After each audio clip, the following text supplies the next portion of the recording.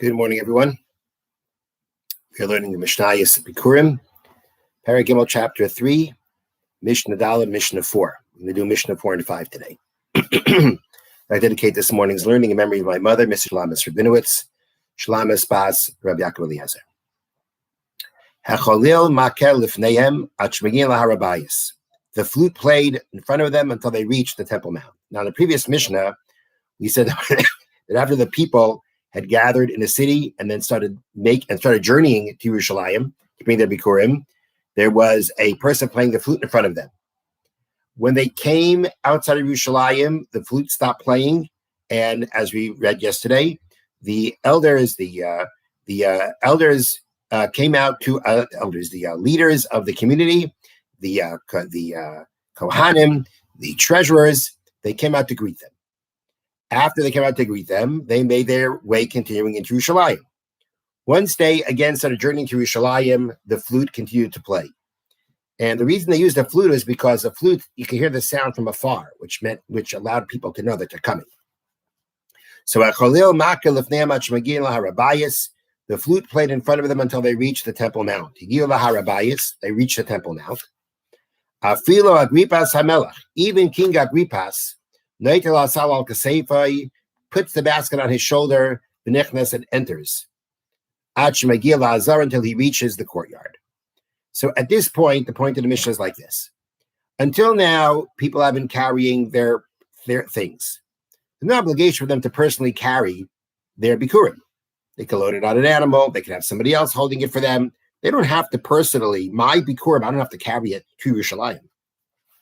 But once I'm about to go into the Harah, once I'm about to enter the Temple Mount, then already I have to carry my Bikurim personally. That's what it means to put it on his shoulder. He had to carry it personally. The Mishnah says, even if we're talking about Agrippas HaMelech, King Agrippas was a king during this period of time of the second base of the area of the period of the second base HaMikdash. He was a very powerful king. Clearly, a king typically doesn't carry his own things; somebody's carrying it for him. Nonetheless, even Agrippas, the king, has to carry his own Bikurim until he reaches the Hazara. The courtyard. He Gia la Hazara. Once the person reaches the courtyard, the Dibra Leviim Bashir, the Levites, the Leviim, would now break out into song. Aramim Hashem Kedelisani. They would sing a verse from the book of Tehillim, the book of Psalms. Aramim Hashem Kedelisani. I exalt you, God, because you lifted me up. You did not let my enemies rejoice over me. What connection does that have to Bikurim, that they are singing this song? And the answer is because we know that as when a person brings Bikurim, there are the verses that are read together with the Bikurim that are brought. And those verses begin, Arami Avidavi. We recall and thank Hashem for the fact we were saved from Lavan, who was Aram. He was from Aram, who wanted to destroy Yaakov, that we learn in the Chumash. And that's our first thing that we thank Hashem for when we bring the Bikurim. And therefore, similar to that, we have the Leviim singing when a person brings his Bikurim, they sing a verse from Tehillim that brings out the same idea, where King David exalted God, thanked God for the fact that he did not allow his enemies to rejoice over him. That's Mishnah Daled. Mishnah Hey, Mishnah 5. Hagozela shal gabe hasalim. Literally translates, this means the young birds that are on the basket of Bikurim.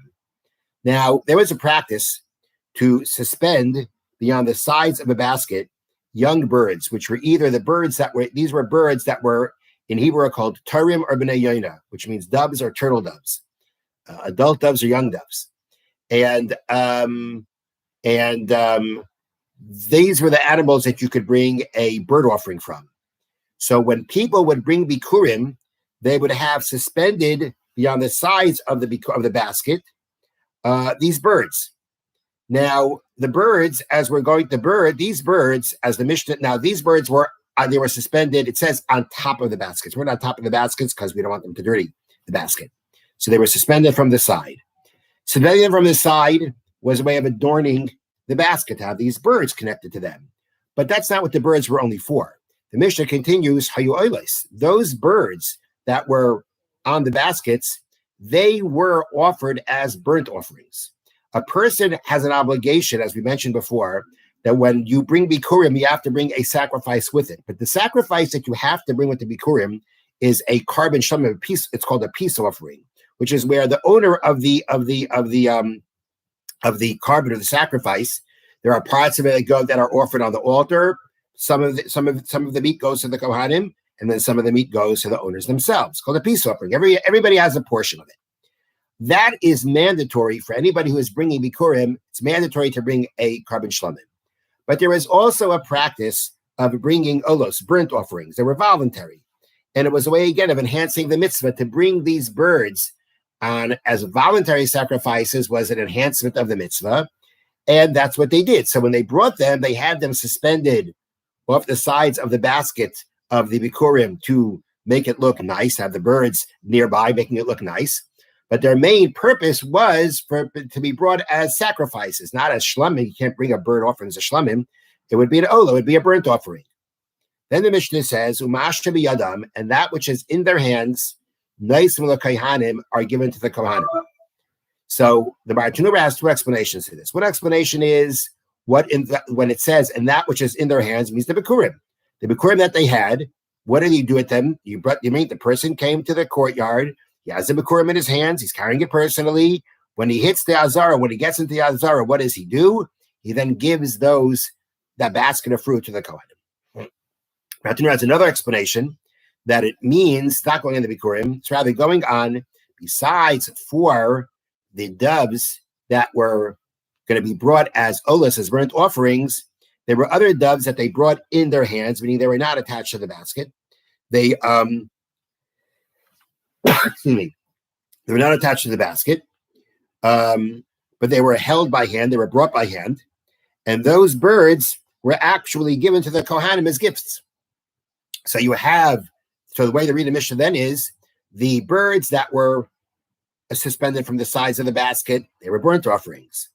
Mash v'yadim, the birds that they brought in their hands, meaning not connected, not attached to the basket. They said, look, Kohanim, they gave those to the Kohanim. Those were brought as gifts to the Kohanim.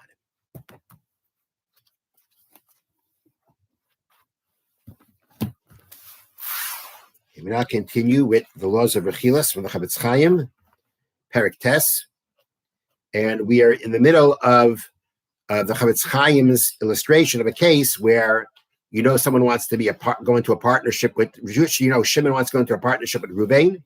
Reuven is not a trustworthy person. So first Chavetz Chaim talked about you can warn Shimon not to go into the partnership with Reuven. And if they already have entered into a partnership, you can only tell him about Reuven's shortcomings if he's not going to, if Shimon is not going to do things against what Jewish law allows him to do just based on your words. Based on your words, you can't break the partnership. You can be careful and watch over things. And if that's what he's going to do, you can warn him, let him know to be careful. But if by telling him he's going to actually go beyond the letter, he's going to go beyond the law, he's going to do things that are wrong because they did enter a partnership already, and just based on what you're saying, he can't break the partnership or break the partnership and do some other kind of damage, then you can't tell him. Now, in Gimel, the Chavetz Chaim says, this is now Sif Gimel, paragraph 3. And again, you should know, the Ma'oid Tzarech Lizoyer, one has to be very careful. Now, this is a little bit of it, this is related, but a different kind of scenario. You should not advise Reuven to go into partnership with Shimon.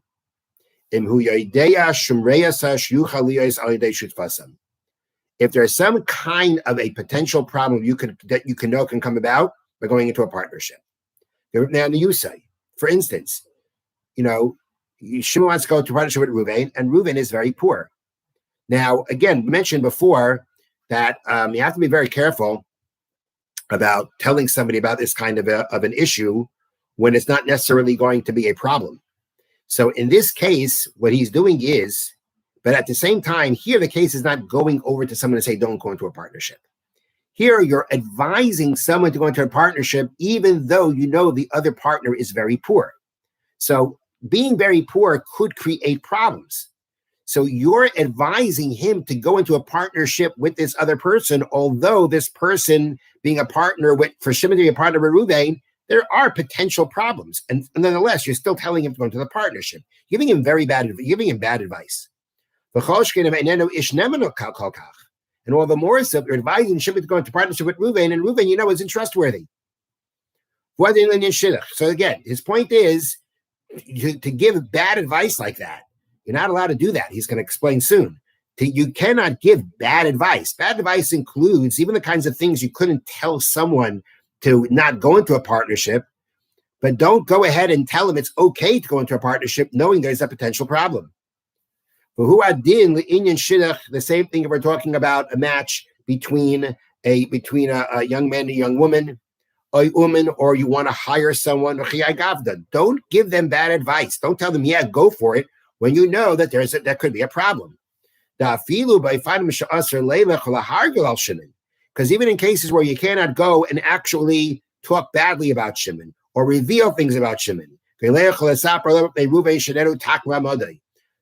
go in and tell Reuven that he's not financially he's not so stable, which you cannot go and tell the potential partner directly about.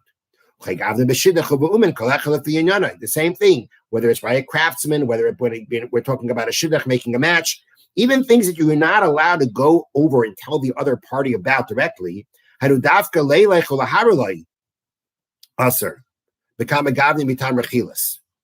That's because you can't go and damage that person, because that would be rechilas. If you tell someone about this person's shortcoming, which is not something that should necessarily be a problem, and you say it anyway, okay, so you got a problem that what you're doing is you're speaking rechilas or Lashon Harah, you can't do it.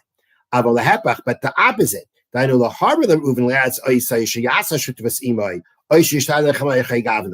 to actually tell Reuven, go into the partnership, go into the shidduch in these kind of situations, regarding something that if you know is relevant to you, just like essentially if you would be in their shoes, you wouldn't get involved. If so, you are absolutely forbidden now to advise him to go do something that you wouldn't do yourself. This goes into the Torah's, into the verse from the Torah that says, before a blind person, do not put a stumbling block. What does that mean? Included in that, we use that, I shouldn't say typically, that pasuk is often used to teach us, don't put a stumbling block in front of someone means don't cause them to sin. But it also means don't cause them to stumble, don't give them bad advice. There are some people who do that because of personal motives. This is considered a very grave sin. Meaning they have a personal benefit. If you convince Shimon going to partnership with Reuven, right, you'll gain something from Reuven. So basically, because of what you can gain from this bad advice, you're giving it. And maybe you think and it could be that the reason you're giving this bad advice is because the monetary gain that you may gain from this blinds you. It makes you biased. It's not such a big problem. No, if you were to do it yourself, you can't advise someone else to do it. The problem is because of personal gain, a personal motive, people will do it anyway.